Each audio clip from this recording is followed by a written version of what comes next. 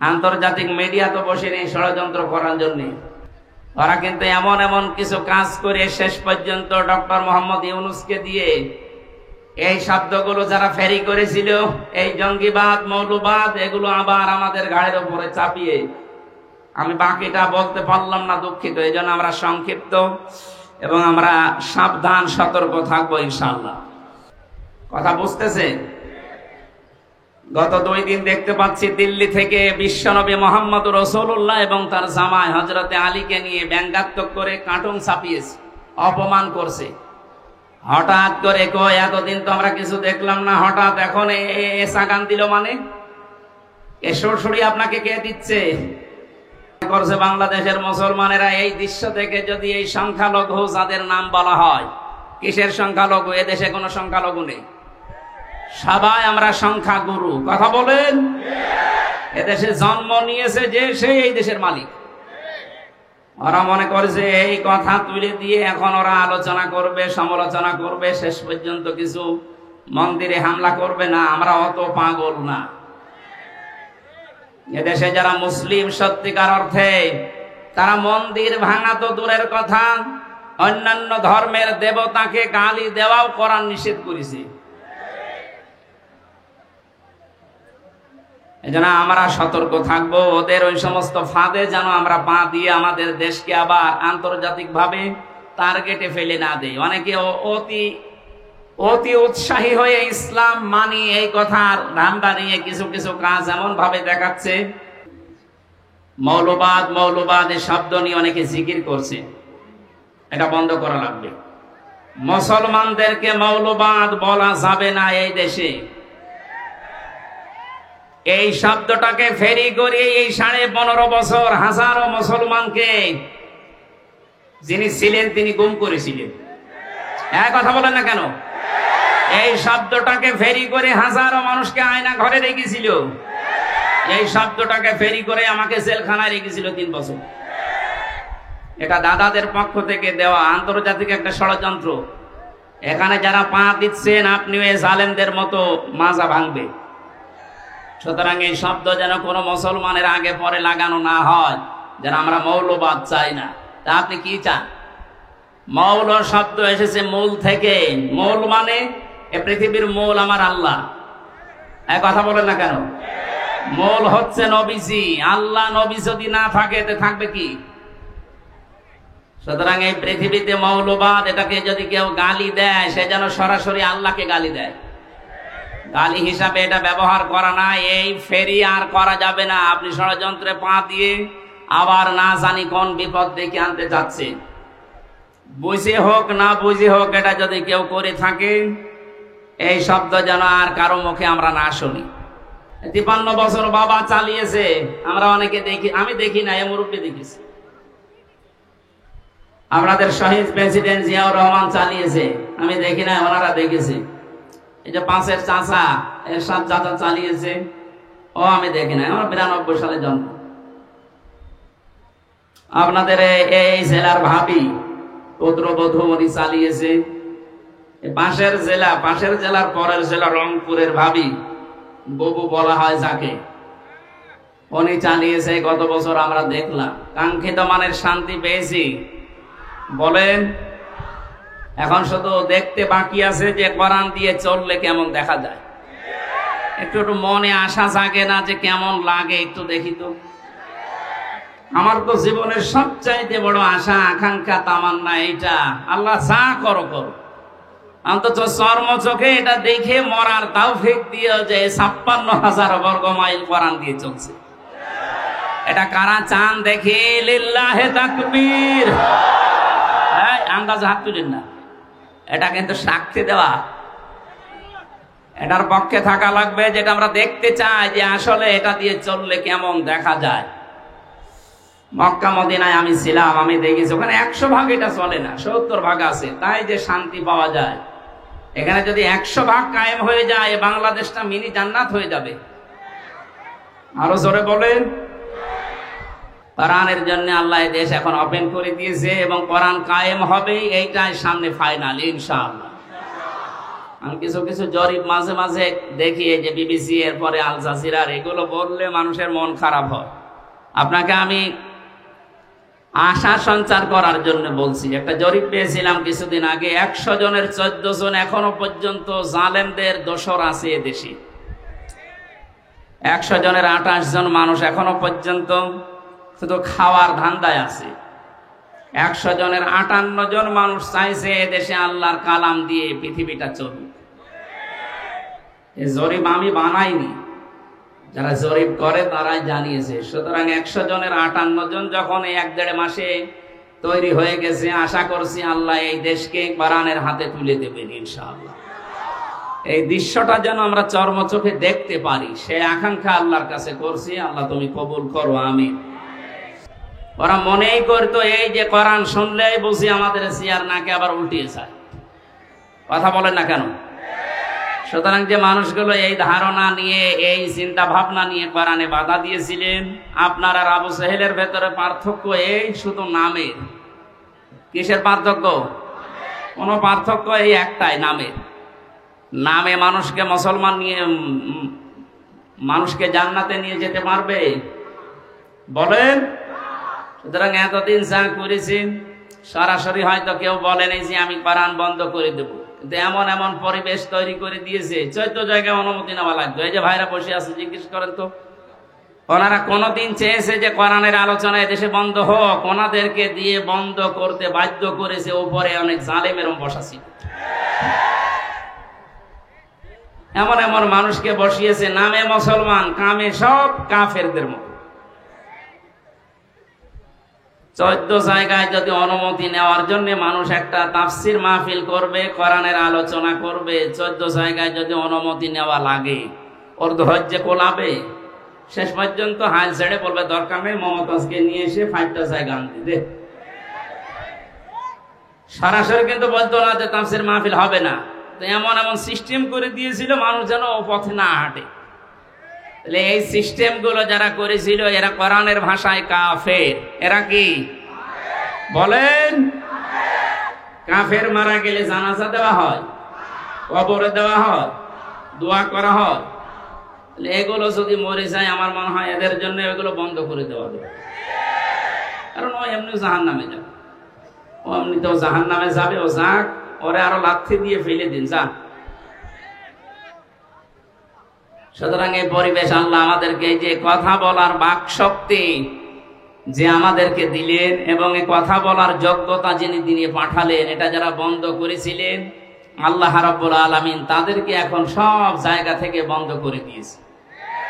ইঁদুরের গর্ত এখন তাদের জায়গা নেই। 2-1টা ওকে ঝুঁকি মারছে, ধরা পড়ছে। কথা বলছে না কেন? আল্লাহর দরবারে শুকরিয়া জানাচ্ছি আমাদেরকে যিনি একটা স্বাধীন দেশ দিলেন, আলহামদুলিল্লাহ।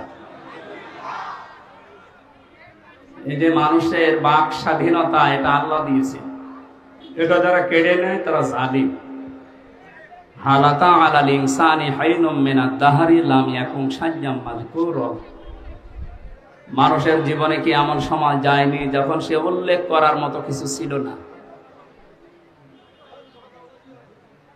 ফালিয়ানজুরিল ইনসানু মিম্মা খুলিকা মিন মাইন দাফিক ইয়াখরুজু মিন বাইনিস সুলবি ওয়াত তারাইব। আল্লাহ তাআলা বলেন, মানুষ যেন তাকায় তার জন্মের দিকে, কি দিয়ে আমি তাকে বানালাম। বাবার স্ফলিঙ্গ দিয়ে দ্রুত গতিতে বের হয়ে যায় না, পাক পানিটা মায়ের রেহেমের ভেতরে জমা হয়। এখান থেকে নতফা, এরপরে মুদগা, এরপরে আলাক, এভাবে আস্তে আস্তে আমি তাকে একটা বডি স্ট্রাকচার দান করি। শুধু এতটুকুই শেষ করিনি, খালাকাল ইনসান আল্লামাহুল বায়ান। মানুষ আমি বানিয়েছি, আর কথা বলার যোগ্যতা আমি দিয়েছি। আল্লাহু আখরাজাকুম মিন বুতুনি উম্মাহাতিকুম লা তা'লামুনা শাইআ। আস্তে করে মায়ের পেট থেকে ওকে বের করে নিয়ে আসার পরে এমন অবস্থা ছিল যখন সে কিছুই জানতো না। ওয়াজআলা লাকুমুস সামআ ওয়াল আবসারা ওয়াল আফইদা ইলা আখিরি আয়াত। শ্রবণ শক্তি দিয়ে, দর্শন শক্তি দিয়ে, বাক শক্তি, এই যে কথা বলার শক্তি দিয়ে পরিপূর্ণ রূপে আমি আস্তে আস্তে তাকে দুনিয়ার ভেতরে বড় করি। আমরা উল্লেখ করার মতো কিছু ছিলাম না, সেখান থেকে এখন আমি হামজা কথা বলতে পারছি।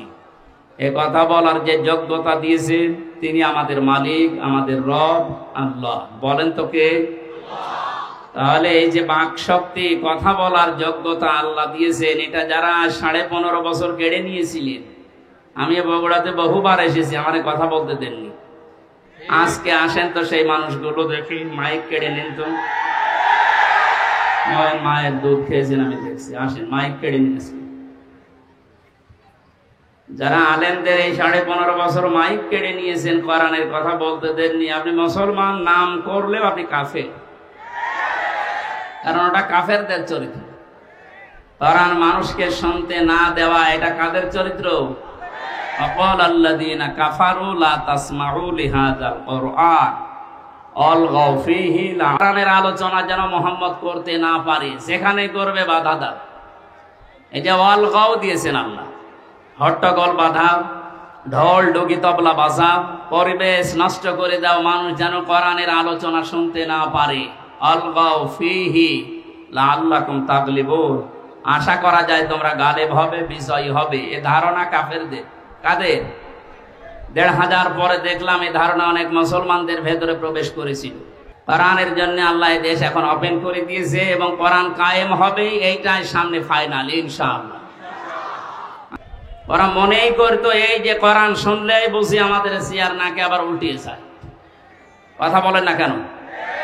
সুতরাং যে মানুষগুলো এই ধারণা নিয়ে, এই চিন্তা ভাবনা নিয়ে কোরআনে বাধা দিয়েছিলেন, আপনার আর আবু সাহেলের ভেতরে পার্থক্য এই শুধু নামের। কিসের পার্থক্য? কোনো পার্থক্য এই একটাই, নামের। নামে মানুষকে মুসলমান নিয়ে, মানুষকে জান্নাতে নিয়ে যেতে পারবে? বলেন। সুতরাং এতদিন যা করেছেন, সরাসরি হয়তো কেউ বলেন যে আমি কোরআন বন্ধ করে দেব, কিন্তু এমন এমন পরিবেশ তৈরি করে দিয়েছে, 14 জায়গায় অনুমতি নেওয়া লাগবে। এই যে ভাইরা বসে আছে, জিজ্ঞেস করেন তো, ওনারা কোনদিন চেয়েছে যে কোরআনের আলোচনা এদেশে বন্ধ হোক? ওনাদেরকে দিয়ে বন্ধ করতে বাধ্য করেছে উপরে অনেক জালেমের বসা ছিল। এমন এমন মানুষকে বসিয়েছে, নামে মুসলমান, কামে সব কাফেরদের মতো। 14 জায়গায় যদি অনুমতি নেওয়ার জন্য মানুষ একটা তাফসির মাহফিল করবে, কোরআনের আলোচনা করবে, 14 জায়গায় যদি অনুমতি নেওয়া লাগে, ওর ধৈর্য কোলাবে? শেষ পর্যন্ত হাল ছেড়ে বলবে দরকার নেই, মমতাজকে নিয়ে এসে 5টা জায়গা আনতে দে। সরাসরি কিন্তু বলতো না যে তাফসির মাহফিল হবে না। তো এমন এমন সিস্টেম করে দিয়েছিল মানুষ যেন ও পথে না হাঁটে। তাহলে এই সিস্টেম গুলো যারা করেছিল, এরা কোরআনের ভাষায় কাফের। এরা কি?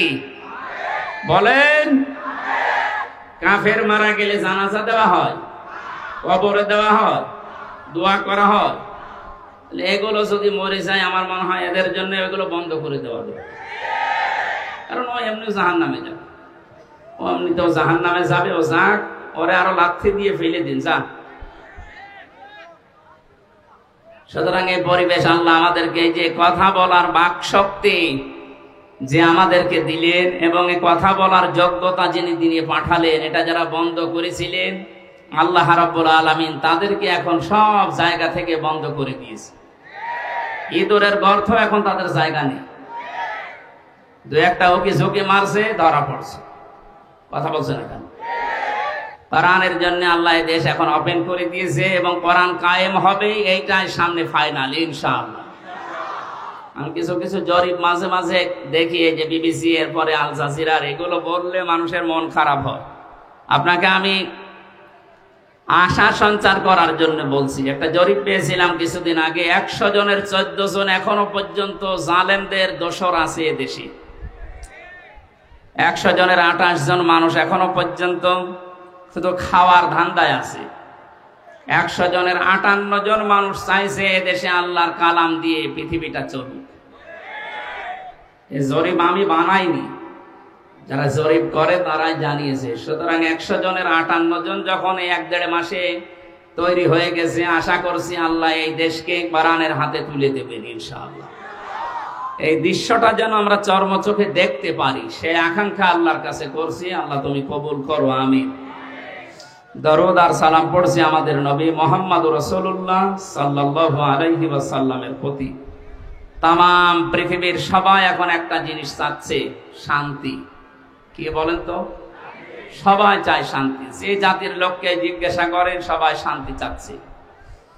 আল্লাহ রাব্বুল আলামিন শান্তি নামে একটা নাম তিনি নিয়েছেন, সালাম। সালাম মানে কি? সেই সালামের পক্ষ থেকে যে ধর্মটা দুনিয়ায় এসেছে তার নাম ইসলাম। ইসলাম মানে শান্তি। ইসলাম মানে কি?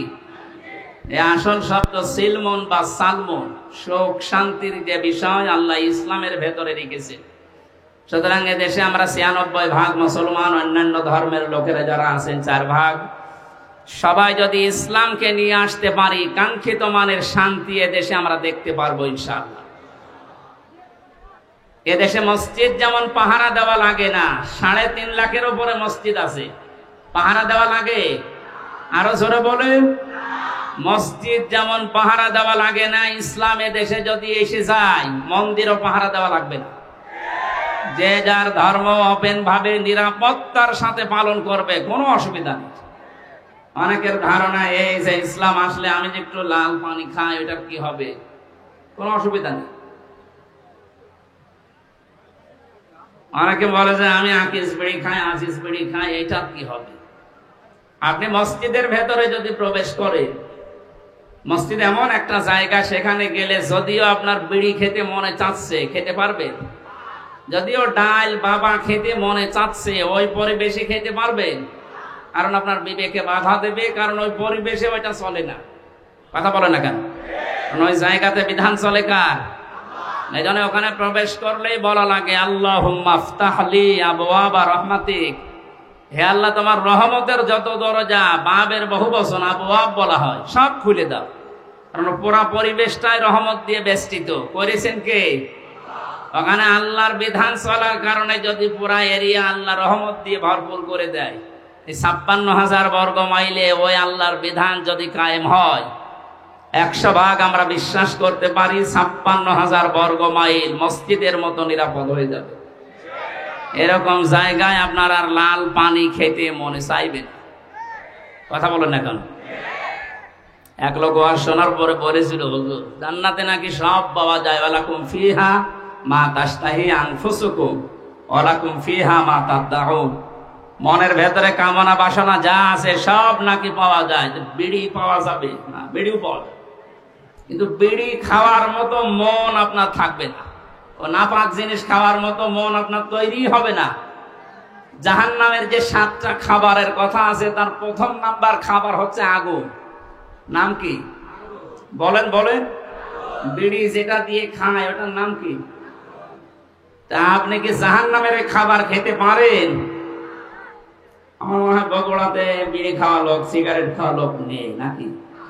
যদি থাকেন আপনি এই বদ অভ্যাস ছেড়ে দিন। দেবেন তো? কারা বিড়ি সিগারেট ছেড়ে দেবেন দেখে হাত তোলেন তো। ও আপনার এই এলাকায় আছে, বোঝা যাচ্ছে। আস্তে আস্তে ছেড়ে দেবেন ইনশাআল্লাহ। শান্তির জন্য আজ বিভিন্ন ধান্দা করা হচ্ছে, বিভিন্ন জায়গায় আমরা ধর্ণা দিচ্ছি। আল্লাহর পক্ষ থেকে শান্তির যে বিধান আমাদের কাছে এসেছে, ইন্নাদ-দীনা ইনদাল্লাহিল ইসলাম।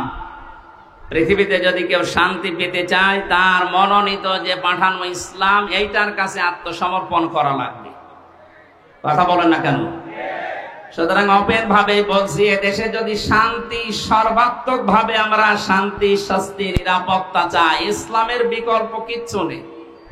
যত তন্ত্র মন্ত্র, যত বাদ আছে সব আমাদের এই ৫৩ বছরে দেখা হয়ে গেছে। এ কথা বলেন না কেন? ৫৩ বছর বাবা চালিয়েছে, আমরা অনেকে দেখি, আমি দেখি না, এ মুরব্বী দেখিস। আপনাদের শহীদ প্রেসিডেন্ট জিয়াউর রহমান চালিয়েছে, আমি দেখি না, ওনারা দেখেছে। এই যে ৫-এর চাচা এরশাদ চাচা চালিয়েছে, ও আমি দেখি না, আমার ৯২ সালে জন্ম। আপনাদের এই জেলার ভাবি পুত্রবধূ উনি চালিয়েছে। পাশের জেলার পরের জেলা রংপুরের ভাবি, ববু বলা হয় যাকে, উনি চালিয়েছে। গত বছর আমরা দেখলাম, কাঙ্ক্ষিত মানের শান্তি পেয়েছি। বলেন এখন শুধু দেখতে বাকি আছে যে কোরআন দিয়ে চললে কেমন দেখা যায়। একটু একটু মনে আশা জাগে না যে কেমন লাগে, একটু দেখি তো। আমার তো জীবনের সবচাইতে বড় আশা আকাঙ্ক্ষা তামান্না এইটা, আল্লাহ যা করো করো, অন্তত চর্ম চোখে এটা দেখে মরার তৌফিক দিও যে ৫৬,০০০ বর্গ মাইল কোরআন দিয়ে চলছে। এটা কারা চান দেখে? লিল্লাহে তাকবীর। আন্দাজ হাত তুলেন না, এটা কিন্তু সাক্ষী দেওয়া। এটার পক্ষে থাকা লাগবে, যেটা আমরা দেখতে চাই যে আসলে এটা দিয়ে চললে কেমন দেখা যায়। মক্কা মদিনায় আমি ছিলাম, আমি দেখেছি ওখানে ১০০ ভাগ এটা চলে না, ৭০ ভাগ আছে, তাই যে শান্তি পাওয়া যায়। এখানে যদি ১০০ ভাগ কায়েম হয়ে যায়, বাংলাদেশটা মিনি জান্নাত হয়ে যাবে। আরো জোরে বলেন। বাংলাদেশে জেনারেল যে দলগুলো আছে তাদেরকে বলছি, আমি আপনাদেরকে বাঁচাতে চাই, কারণ কোরআনের চোখ আপনার মুখে নেই, চোখে নেই, এই জন্য আপনি হয়তো অন্য কিছু দেখেন। সূরা নূরের ভেতরে আল্লাহ জানিয়েছেন, আল্লাযীনা কাফারু আ'মালুহুম কাসারাবিন বিকিআতি ইয়াহসাবুহু যামআনু মাআ হাত্তা ইযা জাআহু লাম ইয়াজিদহু শাইআ ইলা আখিরি আয়াত।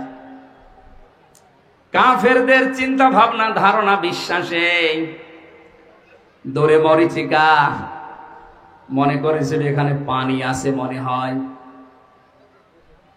মরুভূমির ভেতরে যখন সূর্যের তীব্র দাহ শুরু হয়ে যায়, এই যে বিশ্ব রোডগুলোতে আপনি দেখবেন, ঢাকা বগুড়া যে মহাসড়ক আছে, দূর থেকে গাড়ি চালিয়ে দুপুর বেলা দেখতে মনে হয় যে পানি আছে সামনে, মনে হয় পিচ গরম হওয়ার পরে পানির মতো টলমল করে, কাছে যাওয়ার পরে দেখা যায় না, পানি নেই।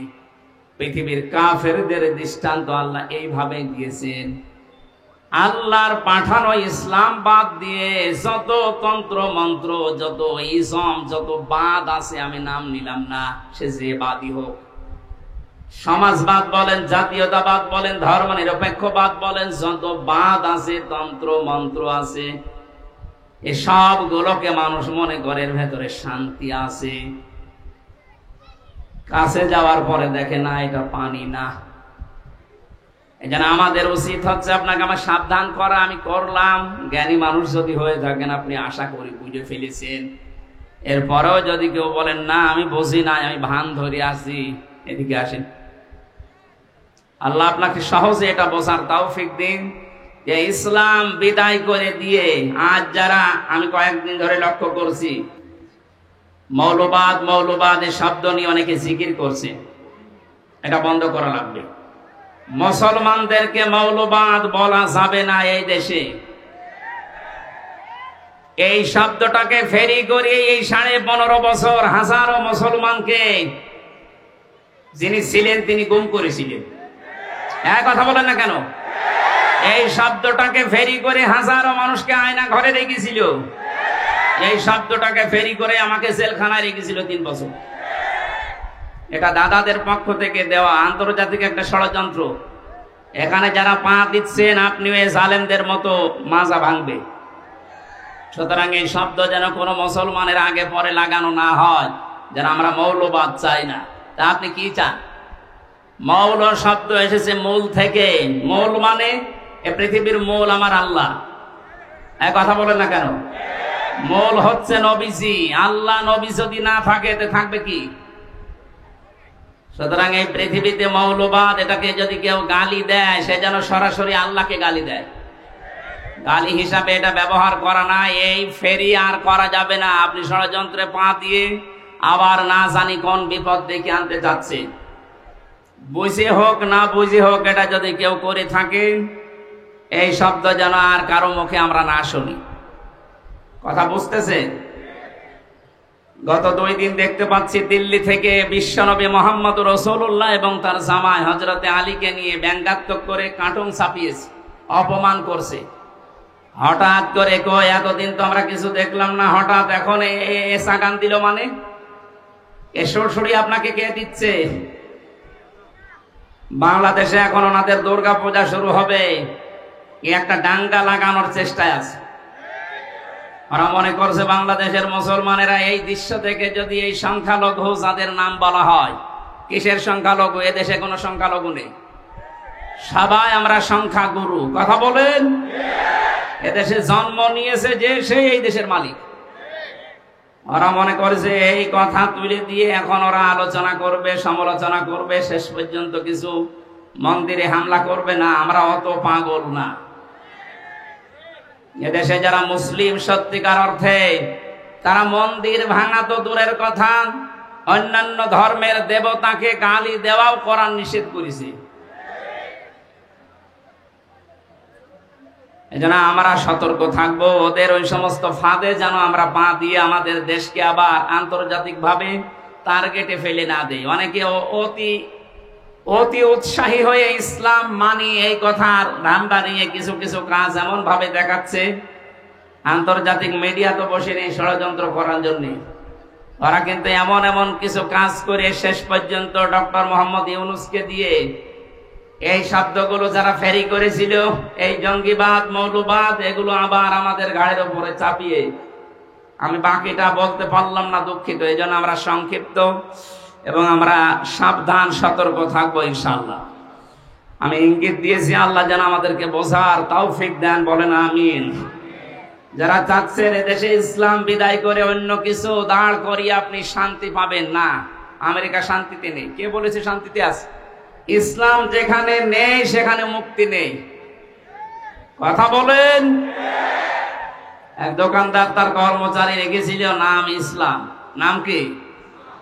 আর একটা মেয়ে ছিল নাম শান্তি। ইসলাম আর শান্তির মাঝে মাঝে দেখা হয়, শেষ পর্যন্ত মন দেওয়া নেওয়া হয়ে গেছে। দোকানদার টের পেয়ে ডাক দিয়ে বলছে, বেটা তুমি গরিব মানুষ, আমার বাড়িতে কাজ করে খাও, আমার দোকানের কর্মচারী আমার মেয়ের দিকে নজর দিয়েছো, আচ্ছা করে পিটিয়েছে। ইসলাম মনে মনে ভাবতেছে, মালিক আমার মেয়ের সাথে মিল করার কারণে আমারে মারধর করলে এই শান্তি কতদিন তোমার বাড়ি থাকে আমি না দেখে দম নেব না। স্টেশনে বাবুড়া এসে কল দিয়েছে, শান্তি তুমি কোথায়? বসে বাড়িতে। সাজগোজ করে চলে আসো, আজকে পালানো লাগবে। ইসলামের কথা মতো শান্তি সব কিছু নিয়ে পালিয়েছে। সকালবেলায় এই লোকটা রাস্তায় দৌড়াচ্ছে আর এলাকার মানুষকে বলছে, আমার শান্তি গেল কোথায়? লোকজন বলছে, শান্তি গেল কোথায় মানে? যে আমার মেয়ে শান্তিকে আমি খুঁজে পাচ্ছি না। লোকজন ডাক দিয়ে বলে, বেটা তোমার দোকানে সে কর্মচারী ইসলাম কোথায়? ওকে তো আমি মারধর দিয়ে বের করে দিয়েছি। মানুষজন বলে, তুমি কি মাথা খারাপ না পাগল? ইসলাম মারধর ধরে বের করে দিলে এখন শান্তি তালাশ করো? ইসলাম যেখানে আছে শান্তি ওখানে গেছে। এইটা আজ যারা বের করে দিতে চাচ্ছেন, এইটা বের করে দিলে আর কিছু থাকবে না। কারণ এখানে ৯৬% মুসলমান। কত ভাগ? নামাজ কালাম কম পড়তে পারি, কিন্তু আল্লাহ রসুলের বিরুদ্ধে আমরা এই দেশে অন্তত ৯৬% মানুষের কেউ নেই। কথা বলে ঠিক কিনা? আল্লাহ আমাদেরকে সম্মতি দিন, বলেন আমিন। কোরআনে কারীম থেকে আমরা সূরা আনআমের ৮০, ৮১, ৮২ এই আয়াতগুলো তিলাওয়াত করেছি। আমি এত লম্বা কথা কোনো জায়গায় বলি না, বেশি হয়ে গেছে। আজকে সংক্ষেপ করছি আলোচনাটা, শুধু শিক্ষাগুলো নিয়ে আসার জন্য। খুব খেয়াল করে শুনবেন।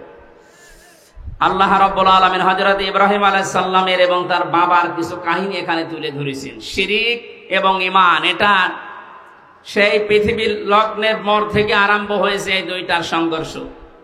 কোন মানুষ যদি শান্তি, স্বস্তি, নিরাপত্তা চায়, সে যেন তার বিশ্বাসের সাথে অন্য কিছুকে যোগ না করে। এটা যারা যোগ করেছে, যুগে যুগে তাদের শান্তি, স্বস্তি, নিরাপত্তা হারিয়ে গেছে। আর যারা তাদের ঈমানের সাথে জুলুমকে, শিরিককে মিশ্রিত করেনি, আল্লাহ তাদেরকে শান্তিতে রেখেছে। যে মানুষগুলো আজ আল্লাহর বিধানের সাথে, আল্লাহর শক্তির সাথে, পাওয়ারের সাথে অন্য কাউকে শরিক করে বুক ফুলিয়ে বেড়ানোর চেষ্টায় আছেন, আপনি কি মনে করেন? আপনি বাতিলের পক্ষে আল্লাহর বিরুদ্ধে অবস্থান নিয়ে কোনো ভয় নেই, চিন্তা নেই, আর আমি আল্লাহর পক্ষে অবস্থান নিয়ে ভয় করব, আপনি এই কথা মনে করেন? আল্লাহ ওইটা আমাদেরকে শুনিয়েছেন। রব্বুল আলামিন বলেন, কাইফা আখাফু মা আশরাকতুম ওয়া লা তাখাফুনা আন্নাকুম আশরাকতুম বিল্লাহি মা লাম ইউনাজ্জিল বিহি আলাইকুম সুলতানা।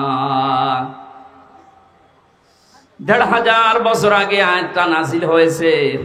আমি আয়াতের তাফসীর যখন পড়ি আমার মনে হয় বাংলাদেশ দেখি আল্লাহ এই মাত্র নাযিল করেছে।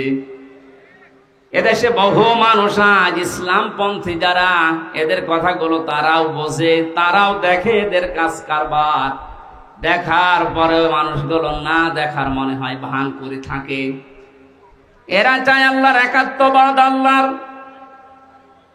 ওয়াহাদানিয়াতকে দেশে প্রতিষ্ঠা করতে, আর মানুষগুলো আল্লাহর বিপক্ষে অবস্থান নিয়ে আল্লাহর আইনের বিপক্ষে নতুন আইন তৈরি করে শিরক করে আর মুখ ফোলাতে।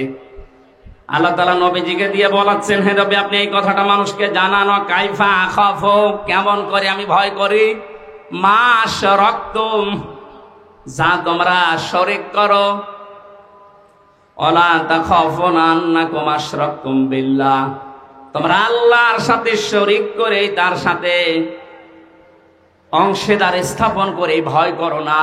আর আমরা আল্লাহর একত্ববাদ এই দুনিয়ায় প্রতিষ্ঠা করতে গিয়ে ভয় পাবো কোন কারণে? তোমাদের পক্ষে কোনো দলিল নেই, সব মন গড়া কথা। আর আমি যেটা করতে চাই এটার পক্ষে আমার আল্লাহর পক্ষ থেকে দলিল আছে। শান্তি, স্বস্তি, নিরাপত্তা এইটা দেওয়ার একচ্ছত্র মালিকানা দুনিয়ার কেউ না। কার বলে তো?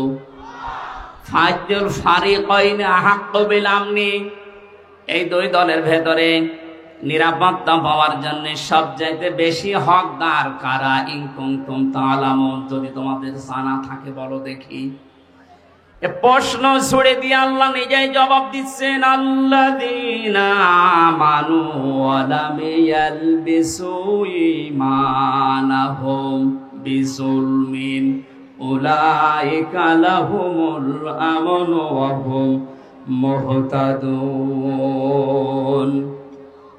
এই পৃথিবীতে শান্তি, স্বস্তি, নিরাপত্তা এই শব্দটা তাফসিরে বারবার আমি লেখা পেয়েছি, এজন্য উচ্চারণ করছি। তামাম দুনিয়ার মানুষ কিন্তু এইটাই চায় যে আমি শান্তিতে থাকতে চাই, আমি স্বস্তি চাই, আমি নিরাপত্তা চাই। আল্লাহ বলেন এটা আমি শুধুমাত্র নির্ধারিত করে দিলাম তাদের জন্য যারা দুনিয়ায় ঈমান আনে। জোরে বলেন সুবহানাল্লাহ। প্রশ্ন আসতে পারে, আমার তো ঈমান আছে তারপর আমি শান্তি পাই না কেন? না, ঈমান যদি কেউ আনে, পরবর্তী শব্দ হচ্ছে ওয়ালাম ইয়ালবিসু ঈমানাহুম বিজুলমিন, সেই লোকটা যেন তার ঈমানকে জুলুমের সাথে মিশ্রণ না করে। আজ এই 15.5 বছরের দিকে আমরা তাকিয়ে দেখছি, অনেক উন্নয়ন আমাদের চর্মচোখে দেখানোর চেষ্টা চালানো হয়েছে, কিন্তু মানুষগুলো ঈমানের সাথে জুলুমকে, শিরককে মিশ্রিত করার কারণে আল্লাহ শান্তি, স্বস্তি, নিরাপত্তা সব উঠিয়ে দিয়েছে। আমার কথার অর্থ বোঝেন?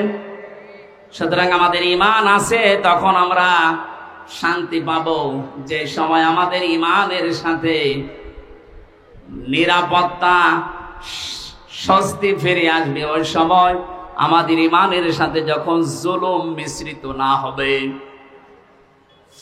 15.5 বছরে যে প্রকার জুলুম হয়েছিল তার একটু বাস্তব উদাহরণে আয়না ঘরটা। দুনিয়ার আমি কিচ্ছু বাদ, সবকিছু বাদ দিয়ে দিলাম, শুধু এতটুকু যদি আপনার বিবেক থাকে ভাবেন তো, একটা মানুষকে 1 দিন 2 দিন 5 দিন না, জীবিত মানুষকে 8 বছর মাটির নিচে 3.5 হাত ঘরের ভেতরে, কোনো আলো বাতাস, কোনো শব্দ নেই, সেখানে দিন ছিলাম। 8টা বছর মানুষকে ওখানে রেখে দিয়েছে, যার ইশারায় যে মানুষগুলোর সাথে জড়িত। মাঝে মাঝেই ভাবতাম আল্লাহ যারা আমাদেরকে পাহারা দিয়ে গেল, এরা বাড়িতে যে ঘুমায় কি করে? এত বড় ভয়ঙ্কর, এত বড় কঠিন জায়গায় ওরা তো দেখে গেল, পাহারা দিয়ে গেল। আমার সাথে একজন ছিল জেলখানায়, মুফতি ফখরুল ইসলাম। উনি আমার মাঝে মাঝে বলতো, হামজা ভাই, আমার যখন এই আয়না ঘরে নিয়ে যাই, এই পায়ের ভেতর দিয়ে আমার হাত লাগিয়েছে, পায়ের ভেতর দিয়ে হাত লাগিয়ে সামনে যে লোহার রড দেওয়া ছিল, এই খাঁচা, লোহার এই খাঁচার সাথে হাত দিয়ে সামনে আমারে তালা লাগিয়ে দিয়েছে। একটা দুইটা দিন না, 3 মাস একাধারে এইভাবে রেখেছে। তাও 24 ঘন্টা শুধু 1.5 মিনিট 2 মিনিট সময় দিত টয়লেট করার। খাবার যা দিত মাঝে মাঝে মনে হচ্ছে খাবার কেউ মাখিয়ে দিয়েছে।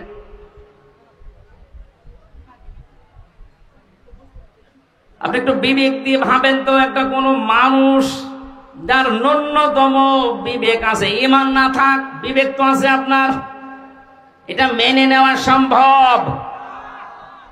আপনি দাবি করছেন আমার ঈমান আছে, আমি তো শান্তি স্বস্তি নিরাপত্তা পাই না। আরে ভাই, আপনার ঈমানের সাথে তো জুলুম মিশ্রিত। এখানে জুলুমের অর্থ তাফসিরে এসেছে জুলুম আই শিরিক। যাদের ঈমানের সাথে জুলুম মিশ্রিত থাকবে, শিরিক মিশ্রিত থাকবে, তাদের জীবন থেকে আল্লাহ শান্তি তুলে নেবে, স্বস্তি বাদ দিয়ে দেবে, নিরাপত্তা আল্লাহ নিজে তুলে নেবে। বলেন নাউজুবিল্লাহ।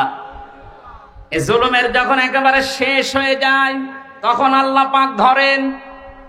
কালকে একটা আয়াত পেয়েছিলাম কোরআনে কারিমে, আমি এর আগেও পড়েছি, কিন্তু এই আগস্টের 5 তারিখের সাথে দেখলাম আয়াতটা 100 ভাগ মিলে গেছে। সূরা আনামের 44 নম্বর আয়াতটা, ফালাম্মা নাসু মা যুক্কিরু বিহি ফাতাহনা আলাইহিম আবওয়াবা কুল্লা শাইইন। আল্লাহ পাক বলেন, যখন এই মানুষগুলো আমার বিধান, আমার আইন, আমার কানুন তাদের কাছে যাবার পরে আস্তে আস্তে ভুলে গেল, তাদের শান্তির, তাদের ক্ষমতার, তাদের যে বাহনগুলো, এগুলো আমি আল্লাহ আরো বাড়িয়ে দিলাম। লাফাতাহনা, আমি আল্লাহ খুলে দিলাম। ফাতাহনা আবওয়াবা কুল্লা শাইইন হাত্তা ইযা ফারিহু বিমা উতু। আমার এই নিয়ামত পাওয়ার পরে মানুষগুলো আরো বেশি আনন্দিত, এত আনন্দিত হয়েছিল যে পেছনের কোনো কথা তাদের আর মনে ছিল না। আয়াতটা নাযিল হয়েছে 1500 বছর আগে, অথচ 15.5 বছরের সাথে মিলালে আমার মনে হচ্ছে মিলে যাচ্ছে। 2006 সালে এই অক্টোবরের 28 তারিখে যারা পিটিয়ে মানুষ হত্যা করে ড্যান্স দিয়েছিল লাশের উপরে, এটা দেখার পরে ওই সময় আমি চিন্তা করেছিলাম, আল্লাহ এরাও মানুষ? আমার মনে হয় না। কোন জায়গা থেকে যেন একবার তাফসীর মাহফিল শেষ করে বাড়ি যাচ্ছিলাম, বাসের পেছনে ছিলাম বসা, ড্রাইভারের মাঝখানে দেখলাম রাস্তায় একটা কুকুর পড়ে আছে মরি। ড্রাইভার সাহেব মাঝখান দিয়ে না দিয়ে বাম দিয়ে চালিয়ে দিল, তো গাড়িটা ঝাঁকি দিয়ে উঠেছে। ড্রাইভারকে বললাম, ভাই আপনি এমন করলেন কেন? ড্রাইভার আমারে বলে, হুজুর আপনি দেখতে পাচ্ছেন না যে একটা কুকুর মরে পড়ে আছে? আমি মরা কুকুরের ওপর আবার গাড়ি চালিয়ে দেব, আমার বিবেক নেই? আমি বললাম, ভাই ও তো মরা কুকুর, ও মরে গেছে, ওকে মারলে কি আর না মারলে কি? ড্রাইভার আমার দিকে ঘুরে বলছে, হুজুর আপনি কি আসলে হুজুর? আপনি কেমন হুজুর? আপনি দেখছেন একটা জিনিস মরে গেছে, আমি ডবল করে আবার মারবো, আমার বিবেক নেই? আর গায়ে থাবা দিয়ে বললাম, এই কথাটা শোনার জন্য আমি ছিলাম। একটা মরা জিনিস ডবল করে মারা যায় না, আপনার বিবেকে এটা সায় দিচ্ছে। অথচ বাস্তবতায় দেখেন, এই দেশে অনেক মানুষকে আমরা দেখেছি জীবিত মানুষ পিটিয়ে মারার পরে লাশের উপরে ড্যান্স দিচ্ছে। আপনার মতো বিবেকও তাদের নেই। আপনি একটা কুকুরকেও, মরা কুকুর আবার ডবল করে মারতে চান না, আর ওরা জীবিত মানুষকে হত্যা করে লাশের উপরে ড্যান্স দেয়। ওরা কোন মানুষ? এটা দেখার পরেই ভেবেছিলাম, না আল্লাহ এরকম এত বড় নৃশংস কাজ যারা করতে পারে তাদেরকে আল্লাহ দুনিয়ায় কোনোদিন শান্তি দেবে না।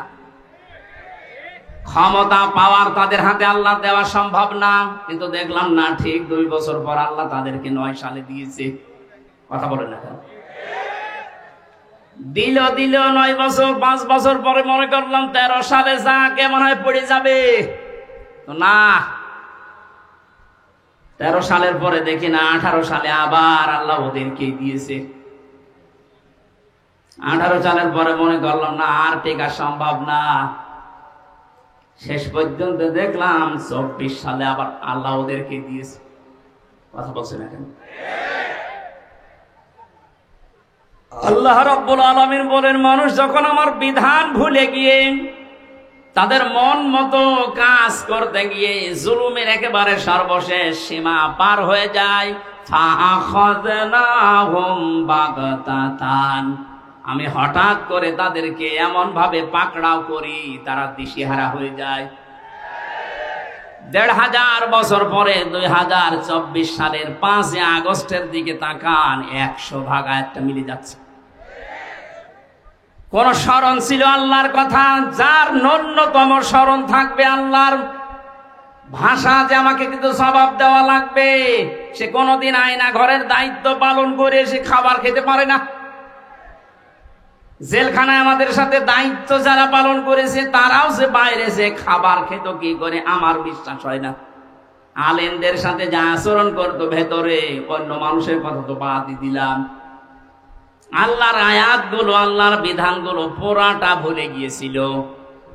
ইন্নামা নুমলি লাহুম লিয়াজদাদু ইসমা, মানুষের পাপের বোঝা যখন পরিপূর্ণ হয়ে যায়, ওয়ালাহুম আযাবুম মুহিন, তখন আল্লাহ অপমানজনক শাস্তি তার উপরে ফেলে দেয়।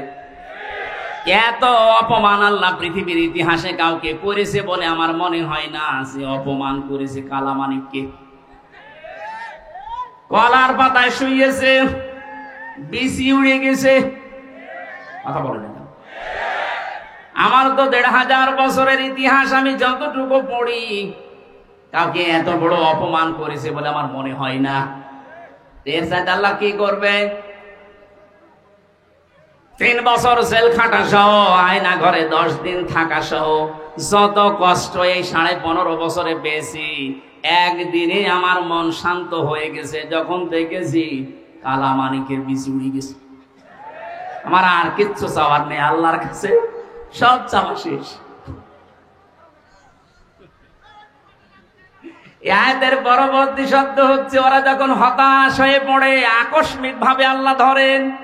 আল্লাহ সময়ও দেননি, এমন ভাবে ধরেছে দুপুরের খাবার খাওয়ার সময়ও পায়নি। এই কথা বলে না কেন? আমি আল্লাহ নিজে জালেমদের শিকড় কেটে দেই। আল্লাহ কেটে দিয়েছে, এর বাস্তব প্রমাণ এই বাংলাদেশ। কোন জালেমের এখন ক্ষমতা আছে মাথা চাড়া দিয়ে ওঠা? শয়তান শয়তানি করার জায়গা পাচ্ছে না। মাঝে মাঝে ওই দেশ থেকে কল রেকর্ড ফাঁস করছে, মনে করছে দেশের মানুষ বোকা, কিছু বোঝে না। আরে ভাই, নিজে কল করে একজনকে দিয়ে, নিজে রেকর্ড করে, নিজে আবার কথাবার্তার ওগুলো মানুষের কাছে পাঠায়। এই ধান্দাবাজি, এই প্রতারণা কিন্তু এদেশের মানুষ বুঝে ফেলেছে। আপনি যার সাথে মোবাইলে কথা বলছেন, কোন নাম করা মানুষের সাথে তো কথা বলতে দেখি না। কোথায় কোন অসপাড়া গায়ে কোন কে, তার পরিচয় কেউ জানে না। তার সাথে আগে থেকে লিঙ্ক করে কথাগুলো কি বলা লাগবে সব সেট করে রাখে। ওই কথাগুলো নিজে 3-4 মিনিট বলার পরে ওইটা আবার এডিটিং করে কল রেকর্ড ছেড়ে দিচ্ছে, মানুষ যেন ভয় পায়। গোপালগঞ্জে সেই দিন শুনলাম এক লোকের জন্মদিন নাকি পালন করতে দেয়নি। জারি হোক, এই জন্য ওসি সাহেব যারা জন্মদিন পালন করার জন্য গেছে তাদেরকে নিষেধ করেছে, না, এই জন্মদিন পালন করা যাবে না, কারণ এটা ইসলামের নেই। কারো জন্মদিন মৃত্যুদিন পালন করা লাগবে, ইসলামে আছে? ওসি সাহেব আল্লাহর ঘোষণা, রসুলের ঘোষণা অনুযায়ী কাজ করেনি। এটা দেখলাম উনি ওখানে জানাচ্ছে মায়ের কাছে যে মা এই হচ্ছে। উনি ওখান থেকে বুদ্ধি দিচ্ছে, ওসি সাহেবের নাম লিস্ট করে রাখো, আমি যদি কোনোদিন আসি ওকে আমি দেখে নেব, তুমি আসো। বড় আশা করে আছে যে উনি চট করে ঢুকে পড়বে আর দেশের মানুষ ফট করে আয়না ঘরে ঢুকিয়ে দেবে। আমার যতটুকু বিশ্বাস, এই দেশের 18 কোটি মানুষ যদি ওনাকে মাফ করে দেয়, ব্যারিস্টার আরমানের বউ জীবনও মাফ করবে না। আমার ওই ছোট মেয়ে ফারিহা জান্নাতও মাফ করবে না। কোন অপরাধ ছিল? আমার তো কয়েকদিন আগে দেখলাম মামলাগুলো সব খালাস করে দিয়েছে। তার মানে বিচারক কর্তৃক, আদালত কর্তৃক প্রমাণিত যে আমার কোনো দোষ নেই, যে মামলা দিয়েছিল আমি নির্দোষ। আমি চাই এই দেশে যে মানুষগুলোকে দিয়ে জুলুম করানো হয়েছে, মামলার আয়ু থেকে শুরু করে একেবারে ওই পালানো পর্যন্ত, যারাই জড়িত ছিল, এ দেশের 1 লাখের উপরে মানুষ এখন জেলখানায়, তার 100 জনের 70 জনই কিছু জানে না, আন্দাজে জেল কাটতেছে। যারা 2 বছর 5 বছর 10 বছর পরে নিরপরাধ প্রমাণ হয় যে কোনো দোষ নেই, তখন ছেড়ে দেওয়া লাগে। সুতরাং এই মানুষগুলো আমি চাই যারা এই জুলুমের সাথে জড়িত, একটা মানুষকে জেলে দিলে তার পরিবারের সব ধ্বংস হয়ে যায়। আমার 2টা মেয়ের খোঁজ 3 বছরে কে নিয়েছে? আমার ম্যাডামের, আমার মা বাবার। প্রত্যেক মাসে মাসে তো মামলা তুলতে আছে, 33 বারের উপরে আমার মামলা তুলেছে, তো জামিন দেয়নি। অথচ সেই বিচারক এই কয়েকদিন আগে পুরাটা খালাস করে দিয়েছে। মামলাটা হাতে নিয়ে আমার সামনে তো ছিলাম আমি, আমারে বলছে যে এ কি বিচার করবো, এর ভেতরে কোনো মাল নেই, যা। আমি বলতেও গেলাম যে স্যার, মাননীয় আদালত, এই মামলা তো 3 বছর আপনার হাতে ছিল, তখন তো বলেননি, এখন বলছেন কোনো মাল নেই, কি দেখে বিচার করব? সব ফেলে দিলেন। এই 3 বছর আগে যদি এরকম টান মেরে ফেলে দিতেন, তাহলে তো আমার 3 বছর জেলে থাকা লাগে না। এইটাই বলতো যে হুজুর আমার কিছু করার নেই, উপরের নির্দেশ, হাত বাঁধা ছিল। কথা বলে না কেন? এরকম হাত বাঁধা কি শুধু ওই বিচারকের ছিল?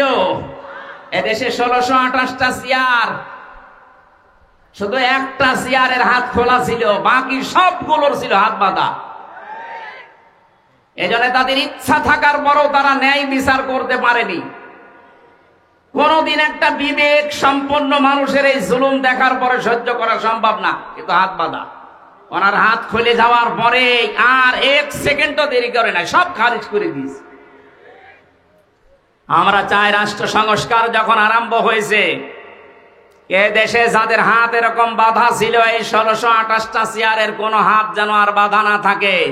সবার হাত আমরা আবু সাইদের মতো খোলা দেখতে চাই। কথা বলেন। দায়িত্বে যারা আছে থাক, আমার কোনো আফসোস নেই, নিষেধ নেই, কিন্তু আমরা কারো হাত বাঁধা দেখতে চাই না। প্রশাসনের চেয়ারে যারা আছে, বিচারকের চেয়ারে যারা আছে, হাত খুলে দেন, এদের দ্বারাই ন্যায় বিচার করা সম্ভব। এরা মানুষ না? এদের বিবি বাল বাচ্চা বউ নেই? ওরা বাধ্য হয়েছে এই কাজগুলো করতে। সুতরাং এই জুলুমের সাথে যারা মিশ্রণ করে দিয়েছেন, নিজের ঈমান থাকার পরে আপনি শান্তিতে, স্বস্তিতে, নিরাপত্তার সাথে থাকতে পারবেন না। এ ঘোষণা কার? আল্লাযীনা আমানু ওয়া লাম ইয়ালবিসু ঈমানাহুম বিজুলমিন। যারা ঈমান আনে কিন্তু তাদের ঈমানকে জুলুমের সাথে মিশ্রণ করে ফেলে, তাদেরকে আমি আল্লাহ শান্তিতে থাকতে দেই না। বাস্তব আমরা এখন দেখতে পাচ্ছি, কেউ শান্তিতে আছে? মনে করেছিল আমি আরামে থাকবো, যাদের দ্বারা আরামে থাকবে তারাই ধরিয়ে দিয়েছে। এই যে দীপমণির নাম শুনলাম, উনি ওনার বোনের বাড়িতে পালিয়েছিল। বোনের ছেলে মোবাইল টিপছিল, নিষেধ করে যাই মোবাইল টেপা বাদ দিয়ে পড়াশোনা কর। ও ছেলেটা বিরক্ত হয়ে গিয়ে 999-এ কল দিয়ে এই পুলিশ ভাইদের কাছে। আপনাকে আল্লাহ শান্তিতে থাকতে দেবে না। যারা জুলুম করে আর যারা জুলুমের সাপোর্ট করে, এই মানুষগুলো নবীর উম্মত থেকে বের হয়ে যায়। কত বড় কথা লিখে লক্ষ্য করেন, যারা জুলুম করে আর যারা জেনে শুনে জুলুমের সাপোর্ট করে, এরা নবীর উম্মতের বাইরের লোক। এদেশে আমরা অনেককে এরকম দেখতে পেয়েছি। সুতরাং আপনাকে আল্লাহ শান্তিতে, স্বস্তিতে, নিরাপত্তায় থাকতে দেবে কোন কারণে? বিডিআর বিদ্রোহর নামে হাজার হাজার মানুষকে বিনা কারণে, তাদের মুখের ভাষা, তাদের মুখের কান্না, চোখের পানি দেখলে আল্লাহর আরশ পর্যন্ত কেঁপে যায়। এই 3 বছরে 900-র উপরে বিডিআরের সাথে আমার দেখা।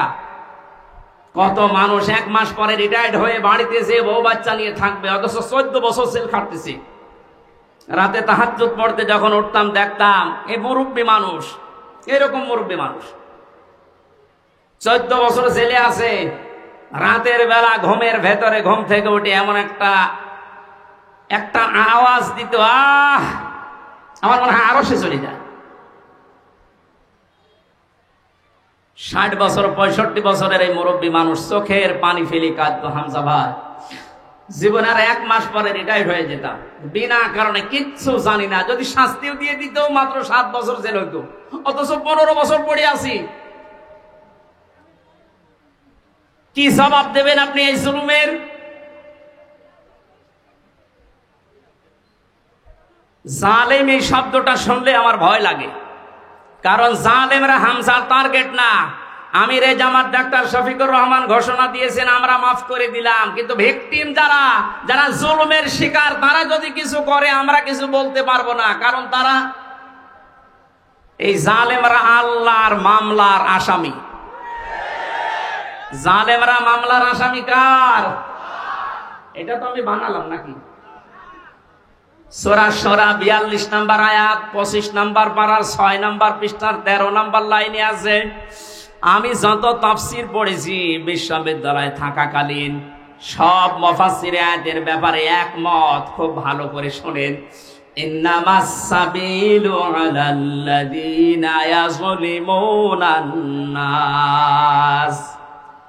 অবশ্যই আমি আল্লাহ মামলা দায়ের করব। এই এদিকে তাকান। অবশ্যই আমি আল্লাহ মামলা দায়ের করব তাদের বিরুদ্ধে যারা মানুষ হয়ে মানুষের উপরে জুলুম করেছে। এই আয়াতটা বাংলাদেশের সাথে মিলান। আমার তো মনে হয় অনেকের জীবনে এটা মিলে যাচ্ছে। কোন কারণে কিচ্ছু জানে না লোকটা, ঘুমিয়ে আছে ঘরে, ঘুম থেকে উঠে যাচ্ছে জেলখানায়। কি গো, তুই গাছ কেটেছিস, অথচ গাছ কাটা কি ও কিছুই জানে না। এরকম মিথ্যা মামলা দেশে ছিল না? আরো আসতে বলেন। এই বিষয়গুলো আমি নিজে জানতাম না, জেলখানায় 3টা বছরে ধাপে ধাপে দেখেছি, তাই বলছি। বললাম না 100 জনের 70 জন মানুষ অন্তত কিছুই জানে না। জেলে ঘুমিয়ে আছে, পরের দিন আবার ঘুম ভাঙার পরে কোথায় গো? বাড়িতে। কেন? কিছুই জানে না। মাঝখান থেকে পরিবারের কাছ থেকে 1.5-2 লাখ টাকা নিয়ে আল্লাহর ওলি জামিন করিয়ে দিয়েছে। এই জুলুমের শেষ কোথায়? আপনি কি জবাব দেবেন আল্লাহর কাছে? এজন্য জালেমদের কোন সম্পদ আল্লাহ দুনিয়ায় কাজে লাগাতে দেয় না। তার বাস্তব প্রমাণ এই দরবেশ কত টাকার মালিক ছিল আপনি হিসাব করতে পারেন? কি হয়েছে তার টাকাগুলো? এখন শানের উপরে ঘুমানো লাগে। আমাদের যেখানে রেখেছে 3টা বছরে এই মাটির উপরে, শানের উপরে, এখন তার ওই জায়গায় টাকা লাগছে। কি হচ্ছে তার ওই অর্থ সম্পদ গুলো, এই টাকাগুলো কোন কাজে আসতেছে? এখন তাদের যে চরিত্রের বর্ণনা বের হচ্ছে, শয়তান পর্যন্ত আশ্চর্য হয়ে যাচ্ছে যে দরবেশের চরিত্র এত নিম্ন। এই জন্য আমাদের সাবধান হওয়া উচিত। আমি আজকার বাস্তব প্রমাণ দিয়েই বলছি, এদেশে শেখ হাসিনা থেকে শুরু করে যারা তার দোসর ছিল সবাই আল্লাহর মামলার আসামি। মামলার বাদী যত বড় হয়, মামলা মেটানো তত কঠিন হয়। এক কথা বলেন না কেন? আমার মামলার বাদী যদি আমার সত্যি কথা বলছি কোন সলিমদ্দি হতো, আমি যদি আকিস গ্রুপে চাকরি করতাম, আপনার কয় টাকা লাগতো? টাকা দিয়ে হলে আমি 2-3 দিনে বের হয়ে চলে আসতাম। কিন্তু এমন মানুষ বাদী, এই জন্য 33 বার ওঠার পর মামলার জামিন হয়নি। উনি বিদায় নেওয়ার কয়েকদিন পরে জামিন সব শেষ। সুতরাং এখানে বাদী কিন্তু যিনি পালিয়েছে উনি না, হামজাও না, মামলার বাদীকে। আপনি দেখেন আপনার দ্বারা আবার জুলুম হয়ে যাচ্ছে না তো?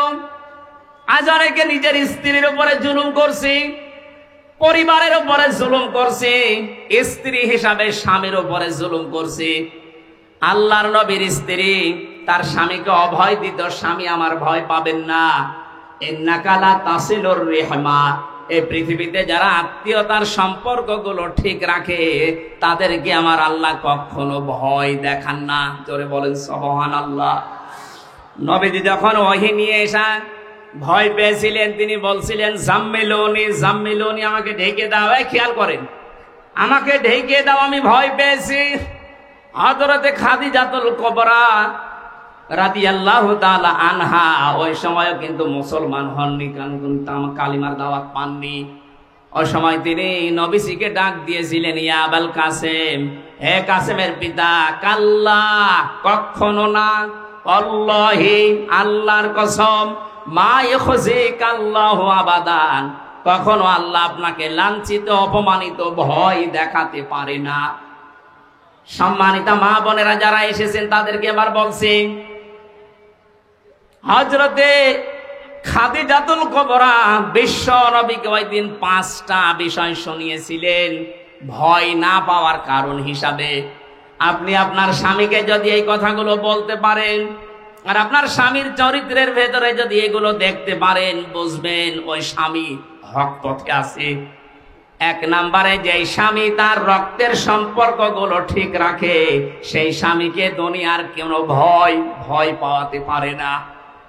অথচ আজ লক্ষ লক্ষ পরিবারের দিকে তাকান, অধিকাংশ পরিবারে বোর কারণে স্বামী তার রক্তের সম্পর্কগুলো ঠিক রাখতে পারে না। এই কথা বলছেন? স্বামীর রক্তের সম্পর্ক ছিল তার ফুফুর সাথে, তার চাচার সাথে, তার ভাইয়ের সাথে, তার বোনের সাথে। এমন বউ পেয়েছে নামাজ পড়ে, রোজা রাখে, কালো বোরকা পরে, কিন্তু এগুলোর সাথে আমার আসল সম্পর্ক যেগুলো হক আদায় করা দরকার এগুলো করতে গেলে ওর আর মন পাওয়া যায় না। এমন বউ দেশে নেই। আপনি নামাজ রোজা কালো বোরকা পড়ে জাহান্নামে যাবেন। নবীজি জানিয়েছেন, কোন স্ত্রী লোক যদি চায় যে তার স্বামীর হায়াত আরো বেড়ে যাক, তার স্বামীর মান সম্মান, টাকা পয়সা, অর্থ সম্পদ, প্রভাব প্রতিপত্তি, ক্ষমতা দুনিয়ায় বাড়তেই থাক, তাহলে সেই মহিলা যেন সব সময় তাকিদ দেয় তার স্বামীকে, স্বামী তুমি যা করো না কেন সম্পর্কগুলো রক্তের ঠিক রাখো।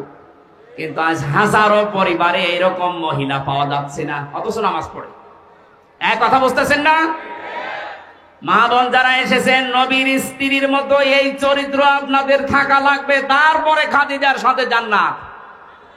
আপনার স্বামীকে আপনি সব সময় তাকিদ দেবেন, সাহায্য করবেন, তুমি যা করো করো, কিন্তু নিজের স্ত্রী হয়ে আমি তোমাকে বলছি যতগুলো সম্পর্ক আছে রক্তের, আমাদের যা হয় হোক, এদের সাথে ঠিক রাখো, আল্লাহ নিজে পুষিয়ে দেবেন। সুবহানাল্লাহ বলে।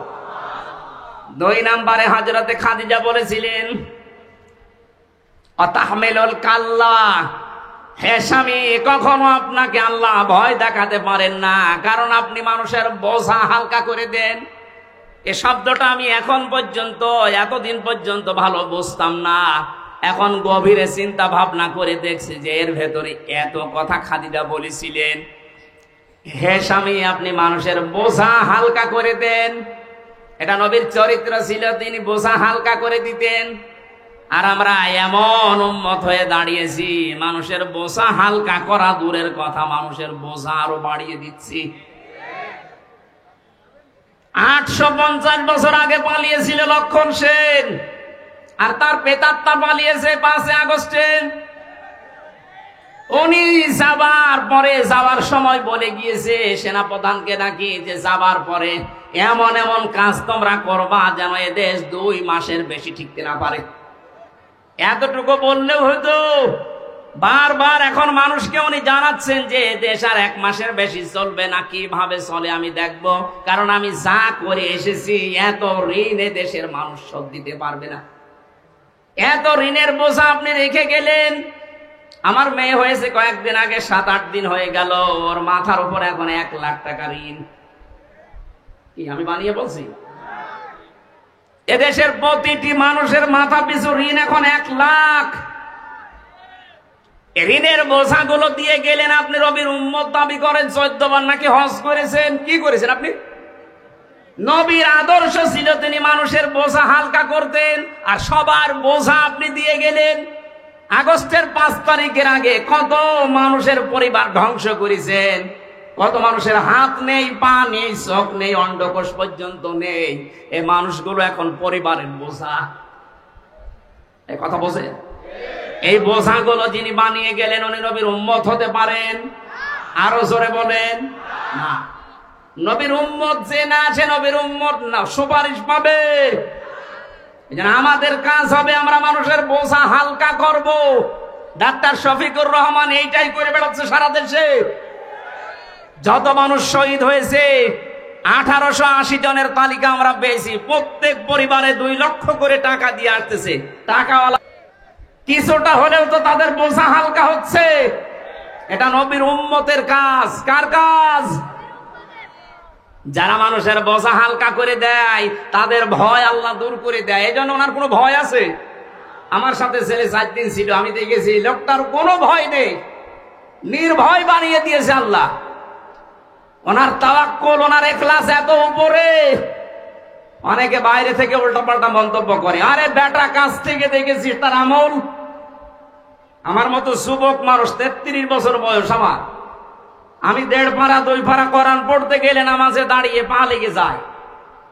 আর ওনার এক একটা সেজদায় দেখতাম তাহাজ্জুদের নামাজে 40-45 মিনিটে 1 ঘন্টা কাটিয়ে দিচ্ছে।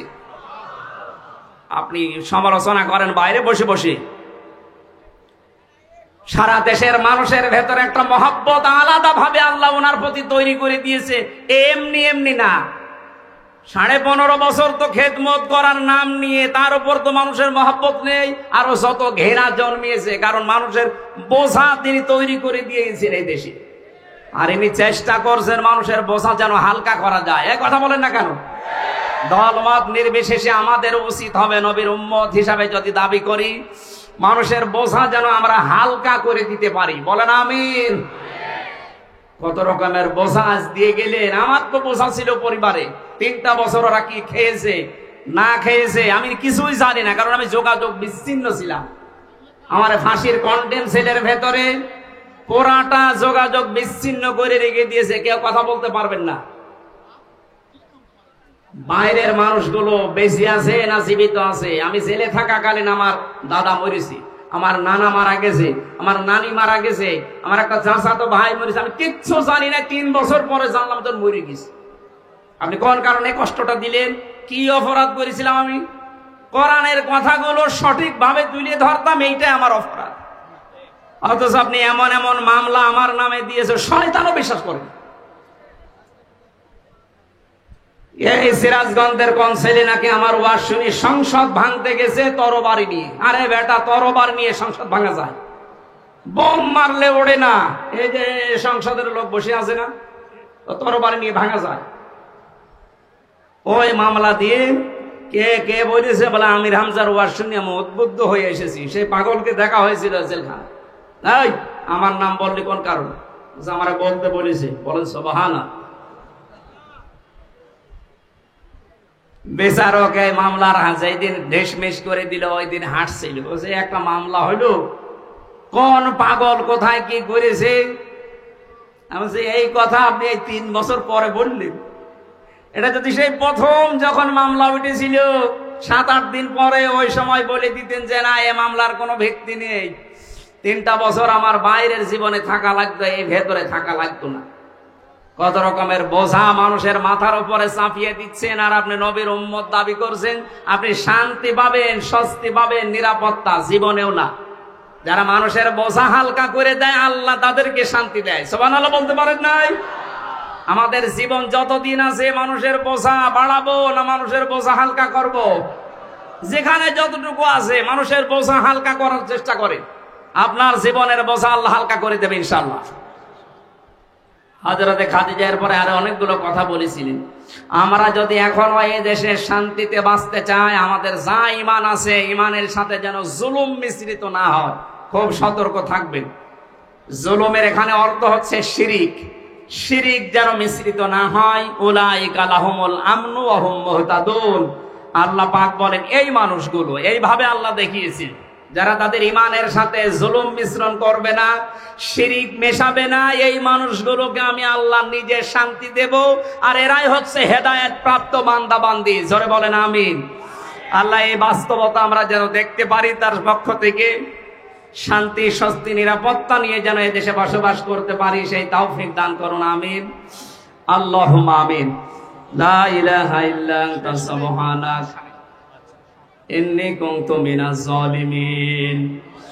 রব্বুল আলামিন, মাগরিবের নামাজ সমাগত, এজন্য আমরা শেষ করে দিয়েছি। যতটুকু বলার চেষ্টা চালিয়েছি আমাদের জীবনে আমল করার তৌফিক দাও। সারাটা জীবন অপরাধ করে জীবনটা নষ্ট করে ফেলেছি। আমাদের অপরাধের দিকে তাকালে হয়তো তোমার মাফ করতে ইচ্ছে করবে না। মাথা নিচু করেন, চক্ষু বন্ধ করেন, নিজের অপরাধগুলো স্মরণ করেন। কোরআনের অনুষ্ঠানে এসে আমরা সবাই স্বীকৃতি দিচ্ছি মানুষের সামনে, জনগণের সামনে ওপেন ভাবে, আল্লাহ আমরা অপরাধী, মেহেরবানি করে আমাদের অপরাধগুলো পাল্টিয়ে তুমি নেকি বানিয়ে দাও। হাউলাইকা ইউবাদদিলুল্লাহু সাইয়্যাতিহিম হাসানাত। তোমার কোরআন জানিয়েছে যারা কোরআন শুনতে এসে তওবা করার নিয়ত করে, ভালো হওয়ার নিয়ত করে যায়, আমি আল্লাহ তাদের অপরাধগুলো পরিবর্তন করে ওই জায়গার নেকি দিয়ে পাল্টিয়ে দেই। এখান থেকে বাড়ি যাওয়ার আগে যেন আমাদের জীবনের অপরাধগুলো মাফ হয়ে নেকি হয়ে যায়, বলেন আমিন। যারা এই আয়োজনে আঞ্জাম দিয়েছে, যারা টাকা পয়সা এখানে খরচ করেছে কোরআন প্রচারের জন্য, যে যতটুকু এগিয়েছে, আল্লাহ উসমানের মতো তাকে কবুল করে নাও। আজকের মাহফিলের সম্মানিত সভাপতি, প্রধান অতিথি সহ বিশেষ অতিথি যারা এসেছে, প্রশাসনের যে ভাইগুলো এসেছে, নিজেদের স্ত্রী পুত্র বাড়ি ঘর ছেড়ে দিয়ে যারা দেশ এবং দশের দায়িত্ব পালন করছে জান প্রাণ দিয়ে, আল্লাহ এদের পুরা দায়িত্বটা তুমি ইবাদত হিসাবে কবুল করে নাও। তাদের শরীরকে সুস্থ রাখো। আমাদের ঈমান অনুযায়ী আমরা যেন জুলুমের সাথে, শিরকের সাথে মিশ্রিত করে না ফেলি। আমাদেরকে তোমার পক্ষ থেকে শান্তি, স্বস্তি, তুমি নিরাপত্তা দিয়ে ঢেকে দাও। রোগশোক যাদের দিয়েছে তুমি নিজে আমাদের রোগশোক দূর করে দাও। সম্মানিত মা বোন যারা এসেছে, পারিবারিক জীবনে তুমি শান্তি দাও। হযরত খাদিজাতুল কুবরার মতো তাদের পরিবারকে কবুল করে নাও। আর এই এলাকায় মাটির নিচে যারা ঘুমিয়ে আছে, কোরআনের ইজ্জতে মাফ করে দাও। এদেশে এমন একটা শান্তিময় পরিবেশ তৈরি করে দাও, যে যেখানে আছে তার ধর্মীয় অনুষ্ঠানগুলো যেন নিরাপত্তার সাথে পালন করতে পারে। রব্বুল আলামিন, আন্তর্জাতিক ষড়যন্ত্র থেকে আমাদেরকে বাঁচাও। বাইরের দেশ থেকে যে আক্রমণগুলো, ষড়যন্ত্রগুলো আসতেছে, আল্লাহ তুমি নিজে আমাদেরকে রক্ষা করো। কখন কোন অবস্থায় আজরাইল আসবে জানি না। মরণের আগে যেন এই জবানে একবার আমরা পড়তে পারি, লা ইলাহা ইল্লাল্লাহু মুহাম্মাদুর রাসূলুল্লাহ।